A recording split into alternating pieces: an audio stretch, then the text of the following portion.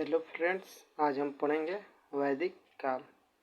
आर्य पूर्व आर्यों के साथ अपने संघर्षों में सफल हुए क्योंकि वे घोड़ों द्वारा संचालित रथों का प्रयोग करते थे। आर्य जनजातियों की सबसे प्रारंभिक बस्तियां कहाँ पर थी? तो सप्त सिंधु में थी। भारत में वैदिक सभ्यता किस नदी के किनारे फली फूली? तो सरस्वती नदी के किनारे। वैदिक युग में एक चरण में राजा को गोप्ती कहा जाता था, जिसका अर्थ होता था, तो गोप्ती का अर्थ मवेशियों का स्वामी होता था। रावी नदी का ऋग्वैदिक नाम क्या था? तो रावी नदी का ऋग्वैदिक नाम परुष्णी था। तुंगभाद्रा नदी का प्राचीन नाम क्या था? तो तुंगभाद्रा नदी का प्राचीन नाम पंपा था। प्राचीन भारत में किस विवाह को वैध नहीं माना जाता था? तो गंधर्व विवाह को वैध नहीं माना जाता था। वैदिक आर्यों का मुख्य भोजन क्या था? तो वैदिक आर्यों का मुख्य भोजन दूध और दूध से बने पदार्थ।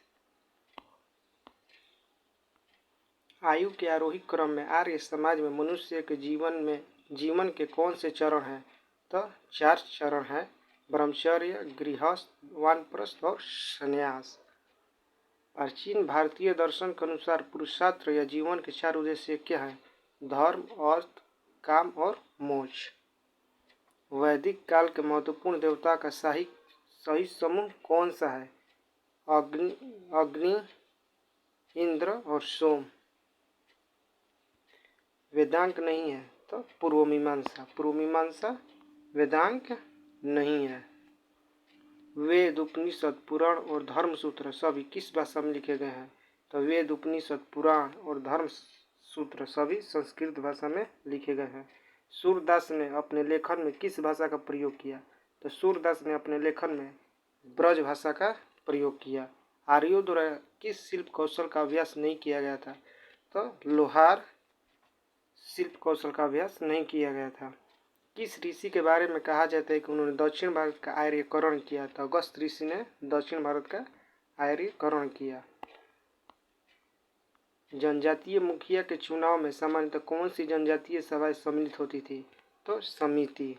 वैदिक भजनों या मंत्रों के संग्रह को के रूप में जाना जाता है? तो संहिता के रूप में जाना जाता है। भारत की जाति व्यवस्था किसके लिए बनाई गई थी? तो भारत की जाति व्यवस्था श्रम का व्यावसायिक विभाजन के लिए बनाई गई थी। प्राचीन भारत में लोगों को कितने वर्णों में विभाजित किया गया था? तो प्राचीन भारत में लोगों को 4 वर्णों में विभाजित किया गया था। 4 ज्ञात वर्णों में कौन सा वर्ण प्रथम स्थान पर था? तो ब्राह्मण प्रथम स्थान पर था। वैदिक लोगों द्वारा सर्वप्रथम किस धातु का प्रयोग किया गया था? तो वैदिक लोगों द्वारा सर्वप्रथम तांबा का प्रयोग किया गया था।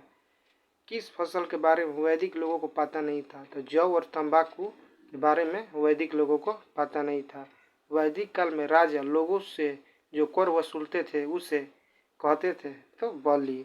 वैदिक काल में राजा जो लोगों से कर वसूलते थे उसे बलि कहते थे। वेद शब्द का क्या अर्थ है? तो वेद शब्द का अर्थ ज्ञान होता है। यज्ञ के सूत्र किस वेद में है? तो यज्ञ के सूत्र यजुर्वेद में है। भारतीय संगीत की उत्पत्ति का पता किस वैदिक संहिता से लगाया जा सकता है? सामवेद से लगाया जा सकता है। चारों वेदों में सबसे प्राचीन वेद कौन सा है? तो ऋग्वेद सबसे प्राचीन वेद है। कौन सा वेद प्रारंभिक वैदिक युग की सभ्यता के बारे में जानकारी प्रदान करता है? तो ऋग्वेद।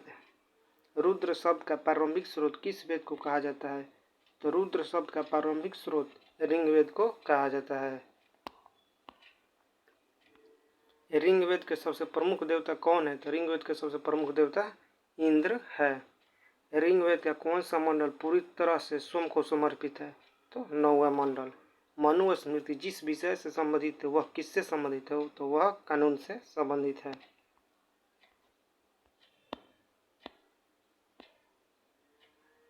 उपनिषद है तो उपनिषद हिंदू दर्शन का स्रोत है।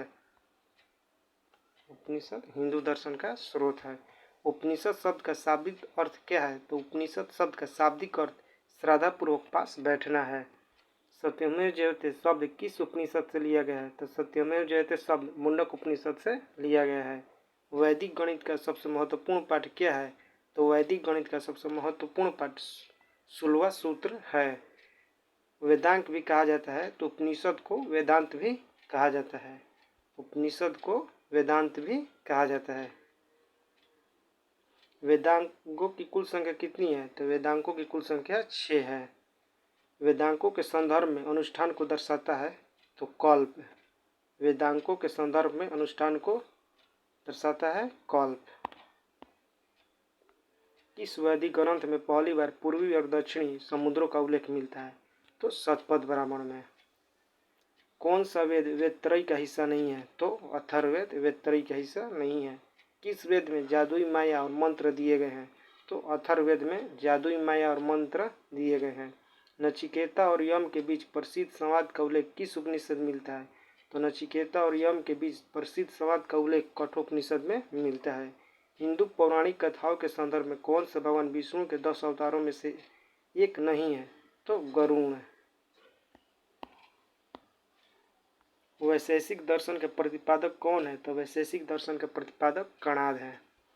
तोल्काप्पियम किस भाषा के प्रसिद्ध प्राचीन व्याकरणविद हैं? तो तोल्काप्पियम तमिल भाषा के प्रसिद्ध प्राचीन व्याकरणविद हैं। सांख्य दर्शन शास्त्र स्कूल की स्थापना किसके द्वारा की गई थी? तो सांख्य दर्शन शास्त्र स्कूल की स्थापना कपिल के द्वारा की गई थी। कामसूत्र मूल रूप से 3री शताब्दी में भारतीय ऋषि द्वारा संकलित किया गया था जो उत्तरी भारत में रहते थे। तो वत्स्वायन। इंडोनेशिया में उस मंदिर का नाम बताइए जहाँ रामायण और महाभारत के दृश्यों को दर्शाया गया है। तो बोरोबुदुर। वैदिक सभ्यता में अश्वमेध अनुष्ठान से किस जानवर का संबंध था? तो अश्वमेध अनुष्ठान से घोड़ा का संबंध है। अब मिलते हैं फ्रेंड्स नेक्स्ट वीडियो में।